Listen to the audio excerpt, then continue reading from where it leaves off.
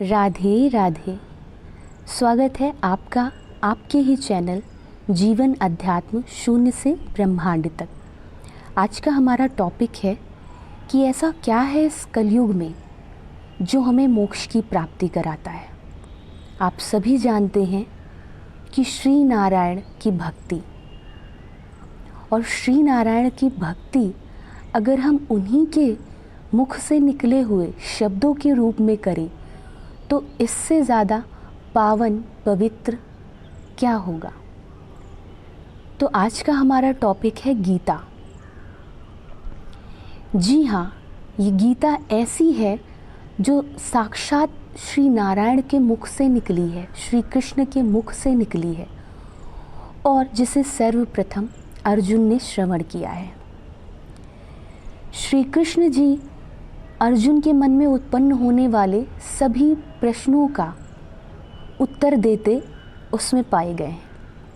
तो इस प्रकार से अगर देखा जाए तो इस पूरे संसार के प्राणियों के मन में जो प्रश्न, जो उनके अंदर जिस भी तरह की जिज्ञासा उत्पन्न होती है, जो उथल पुथल उत्पन्न होती है, उन सभी प्रश्नों का उत्तर है इस गीता में।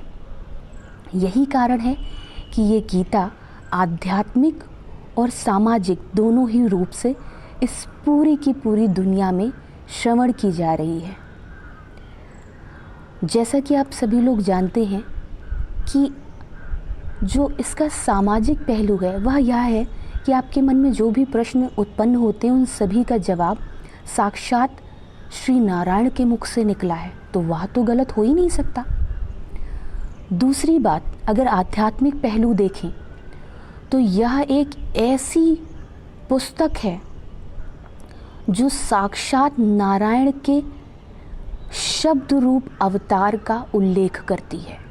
शब्द रूप अवतार मैं इसलिए कह रही हूँ क्योंकि इसमें जो अध्याय हैं, 18 अध्याय, वो श्री नारायण के अंगों के समान हैं। कुछ अध्याय उनके हृदय हैं, मन है, कुछ अध्याय उनका मुख है, कोई अध्याय उनके चरण हैं। ऐसे करके सभी अध्याय श्री नारायण जी के शरीर का वर्णन करते हैं, और वो शरीर के जो भी अंग हैं उन अंगों से मिलकर उनका पूर्ण शरीर बना हुआ है। यानी कि उन अध्यायों से मिलकर 18 अध्याय जो हैं, उन पूरे 18 अध्याय जो हैं, उन 18 अध्यायों से मिलकर साक्षात नारायण का शब्द रूप अवतार उत्पन्न हुआ है। जैसा कि आप सभी जानते हैं कि श्री नारायण के 24 अवतार हुए, जो कि शारीरिक अवतार थे, जिसमें उनको शरीर मिला था, लेकिन यह उनका जो कि कलयुग में अभी तक वर्णन कहा गया है, यह उनका शब्द रूप अवतार है। तो क्यों ना इस शब्द रूप अवतार का श्रवण हम भी करें। और इस गीता की अगर आप महिमा सुनेंगे तो वह महिमा अद्भुत है।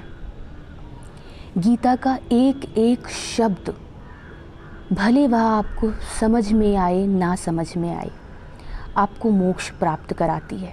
गीता ऐसी है जो कि हर रूप में इंसान को पवित्र, पावन और पुण्य मोक्ष की प्राप्ति कराती है।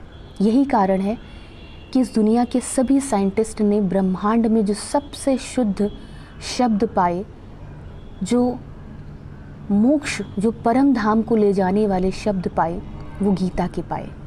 यही कारण है कि आज पूरे संसार में गीता पढ़ी, सुनी और दान की जा रही है। और यह सिर्फ हिंदू वासियों के द्वारा नहीं, सभी के द्वारा हो रहा है। गीता जो है यह हमें हिंदी, संस्कृत, इंग्लिश और कई भाषाओं में प्राप्त है। इसे कई भाषाओं में लिखने, पढ़ने, गाने, सुनाने, इसका यही उद्देश्य है ताकि प्राणी प्राणी को गीता के पुण्य का फल प्राप्त हो। तो क्यों ना ऐसी ही पवित्र पावन गीता का श्रवण, पाठ और दान हम भी करें। बड़े ही दुख की बात है कि आज हमारी गीता पूरी दुनिया में पढ़ी जा रही है। आज हमारी योग विद्या पूरी दुनिया में की जा रही है, लेकिन हमारे यहाँ ही ये विलुप्त हो रही है। आज ध्यान पूरी दुनिया में किया जा रहा है मेडिटेशन नाम से, लेकिन हमारे यहाँ ध्यान विलुप्त होता जा रहा है।